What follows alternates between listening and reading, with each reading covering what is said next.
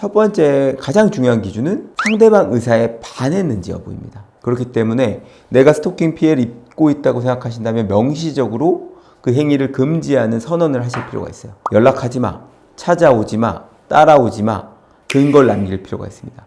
네, 달변님입니다. 최근 연예계에서 조금 충격적인 이슈들이 몇 가지 있었습니다. 소위 말하는 사이버 레카처럼 그 사건들을 말씀드리고 싶은 것은 아닌데 이 부분은 자칫 잘못하면 누구라도 범죄의 피해자가 될 수 있고 범죄를 저지를 수 있는 부분이 있어서 한번 소개를 시켜드려야 되겠다 생각이 좀 들었습니다. 펜싱 국가대표 출신인 남현희 선수가 최근에 이제 재혼 소식을 발표했잖아요. 근데 그 재혼 상대자가 사기의 전력이 있고 또 이게 남성이냐 여성이냐 이런 좀 의문이 있다, 이런 뉴스 보도가 계속 나오고 있는데요. 아침에 또 속보로 그게 떴더라고요. 남현희 씨가 그 상대방 분을 스토킹으로 신고해서 체포가 됐다. 사람들은 굉장히 어안이 벙벙한 거죠. 결혼 예정이라는 뉴스가 나오고 상대방 분에 대한 보도들이 이어지니까 악의적인 비방 내지는 명예훼손에 대해서 법적 조치를 하겠다, 이런 입장 표명이 이루어진 지가 얼마 안 됐는데 스토킹으로 신고가 됐단 말이죠. 그래서 체포까지 되고, 스토킹이라는 범죄, 예전에는 이 부분을 범죄가 아니었습니다. 1970, 80년대에는 이런 일이 되게 빈번했을 수도 있어요. 그런데 지금은 이것들이 다 범죄 영역으로 들어왔습니다. 저도 실제로 지금 스토킹 범죄와 관련된 사건을 2건 정도 맡고 있거든요.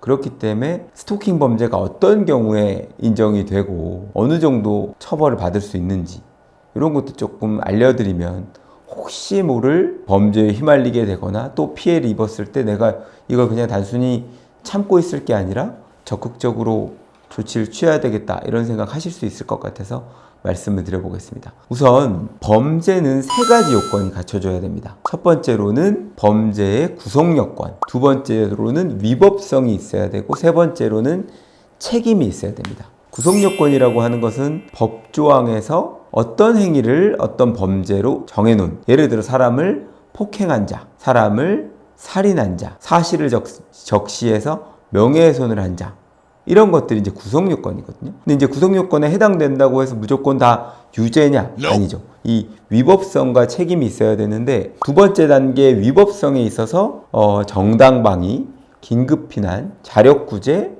기타 사회상규에 위배되지 않는 이런 것들로 인해서 위법성이 조각될 수 있습니다. 제가 어떤 사람을 밀쳐서 폭행이라는 구속 요건에 해당성이 있긴 하지만 그냥 그런 게 아니라 이 사람이 저를 칼로 찌르려고 했기 때문에 방어하기 위해서 밀쳐냈다. 이것들은 정당 방위로서 폭행죄의 구속 요건 해당성은 있지만 위법성이 조각돼서 무죄가 되는 겁니다. 그리고 마지막으로는 세 번째, 책임이 있는데 형사 미성년자 같은 경우에는 책임 능력이 없다고 봐서 무죄가 되고, 또 소위 말하는 심신상실, 심신미약, 이런 경우에는 책임 능력이 없거나 미약하다고 해서 처벌을 받지 않거나 감경을 받는 겁니다. 이런 경우가 있을 수 있죠. 제가 위협을 당해서, 아니면 가족 중에 누가 위협을 당해서 악플을 달았다 라고 하면 그런 것들은 범죄 행위의 구속요건 해당성, 위법성은 있지만 적법 행위에 대한 기대 가능성이 없기 때문에 이런 경우는 책임이 조각돼서 무죄가 나기도 합니다. 범죄가 성립되기 위해서는 이 3단계를 거쳐야 되는데, 가장 중요한 건 어떤 게 되겠어요? 구체적인 범죄 상황과 관련돼서는 이 행위태양을 정하고 있는 구속요건이 어떻게 되어 있는지가 중요하겠죠. 그래서 스토킹 범죄 처벌법을 보면 스토킹 행위에 대해서 이렇게 규정하고 있습니다. 첫 번째로는 상대방의 의사에 반해야 된다. 두 번째로는 정당한 이유가 없어야 된다. 세 번째로는 불안감이나 공포심을 일으키는 행위. 여기까지만 규정을 하면 그럼 어디까지 그런 행위가 포함될 수 있는 거냐, 애매하잖아요. 형벌은 명확하게 규정돼야 되거든요.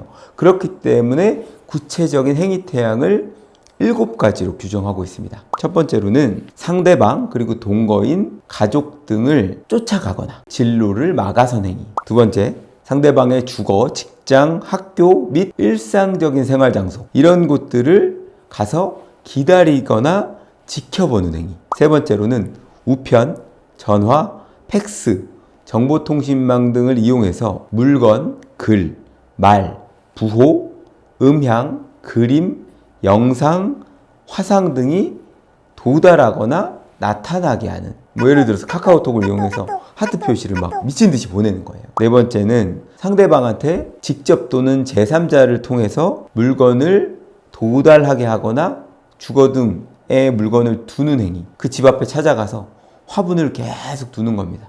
편지를 계속 두는 거예요. 근데 이런 것들이 스토킹 행위에 해당될 수 있다는 겁니다. 또 하나는 그 주거 등에 있는 물건들을 훼손하는 거예요. 집 앞에 찾아가서 화분 한 번씩 깨트리고 돌 던지고 그래서 창문 깨고 이런 것들 스토킹 행위라고 보는 겁니다. 여섯 번째, 상대방의 그 정보에 대해서 그 상대방의 정보에는 개인정보, 개인 위치 정보 등을 포함합니다. 그래서 이런 것들을 그 정보통신망을 이용해 가지고 제3자에게 제공하거나 배포하거나 게시하는 경우, 이런 경우까지도 스토킹 행위에 해당된다고 보는 것이고, 마지막 일곱 번째는 정보통신망을 이용해서 자신이 그 상대방인 것처럼 가장하는 행위입니다. 이 지금 제가 말씀드린 7가지의 경우에 해당이 되고, 이것들이 상대방의 의사에 반하면서 정당한 이유가 없고 불안감이나 공포심을 일으키는 행위라고 보면, 그럼 이것이 이제 스토킹 행위라고 보는 것이고요. 그리고 이 스토킹 행위를 해서 이것들이 지속적 또는 반복적으로 이루어진 경우에 스토킹 범죄라고 봅니다. 구별을 한다고 하면 스토킹 행위는 아까 제가 말씀드린 그런 요건에 해당되는 것이고, 이 스토킹 행위를 지속적 또는 반복적으로 한 경우에 스토킹 범죄에 해당되는 거예요. 스토킹 범죄에 해당되면 3년 이하의 징역 또는 3천만 원 이하의 벌금에 처하고 있습니다. 그런데 이런 스토킹 범죄를 흉기 또는 위험한 물건을 이용해서 하면 5년 이하의 징역 또는 5천만 원 이하의 벌금까지도 처하도록 하고 있어요. 스토킹 범죄가 문제됐던 것이 신당역 지하철 살인사건이었던 걸로 저는 기억하는데, 쫓아가서 결국 살인까지 화장실에서 저질렀는데, 그런 경우에는 스토킹 범죄로 처벌도 받지만 스토킹 범죄를 넘어서서 폭행, 협박, 상해, 감금, 살인 이런 것들이 있다고 하면 이 스토킹 범죄와 별개로 그런 범죄가 추가로 인정이 돼서 이 두 가지 범죄는 실체적 경합범으로서 처벌이 되게 됩니다. 보시면 굉장히 다양한 행위 태양을 갖고 있잖아요. 친구와 사이가 멀어져서 이 친구와의 관계를 회복하기 위해서 어떤 연락을 취했을 뿐인데 갑자기 스토킹 범죄로 신고되는 예가 실제로 많이 있어요. 그래서 스토킹 범죄와 스토킹 범죄가 아닌 기준이 되는 점은, 첫 번째 가장 중요한 기준은 상대방 의사에 반했는지 여부입니다. 멀쩡히 계속 연락하고 있다가 갑자기 내가 기분 나빴다는 이유로 스토킹이에요 라고 하면 안 되겠죠. 명시적으로 연락하지 마, 찾아오지 마, 따라오지 마 라는 것들을 선언하는 게 그래서 필요해요. 이 선언이 없이 나는 내심으로만 그렇게 생각했다. 그럼 상대방 입장에서 알 수 없었겠죠. 그렇기 때문에 내가 스토킹 피해를 입고 있다고 생각하신다면 명시적으로 그 행위를 금지하는 선언을 하실 필요가 있어요. 근거를 남길 필요가 있습니다. 그리고 만약에 우리가 그냥 관계를 회복하고 싶은 마음이에요 라고 하더라도 상대방이 그렇게 명시적으로 선을 그으면 일단은 거기서는 멈추는 게 맞습니다. 그 상대방의 의사에 반하지 않는 다른 방식을 모색하는 게 좋지, 내 생각만 갖고 자꾸 하는 것은 스토킹이 해당될 수 있어요. 저는 그렇게 생각합니다. 남녀관계, 친구관계도 우리 헤어져 라고 합의를 하면 어떤 이유라도 상관없어요. 이유가 없어도 상관없습니다. 그런데 일방의 의사로 이 관계를 끊어내고 싶을 때 두 사람이 좋아서 친구가 되든 연인이 되든, 근데 그 상대방이 아주 진지하게 이 관계를 더 이상 유지하고 싶지 않다고 하면, 그 사람이 일시적인 감정이 아니라 그것이 아주 단호하고 진지하다고 하면 받아들이는 문화가 좀 생겼으면 좋겠어요. 억지로 이거를 되돌리킨다고 하더라도 결국에는 유지되기 어려울 가능성이 높습니다. 억울하고 내지는 답답하고 하겠지만 받아들이는 것이 그 시간이 지나고 보면 오히려 더 나을 때가 많았다. 오늘 제가 이 말씀을 드리는 이유는 누구라도 실수할 수 있기 때문에 말씀을 드리는 것이고, 누구라도 피해자가 될 수 있기 때문에 알려드리는 겁니다. 하여튼 이 부분 좀 잘 알고 계시면 도움이 되지 않을까 싶어서 말씀을 드렸는데요.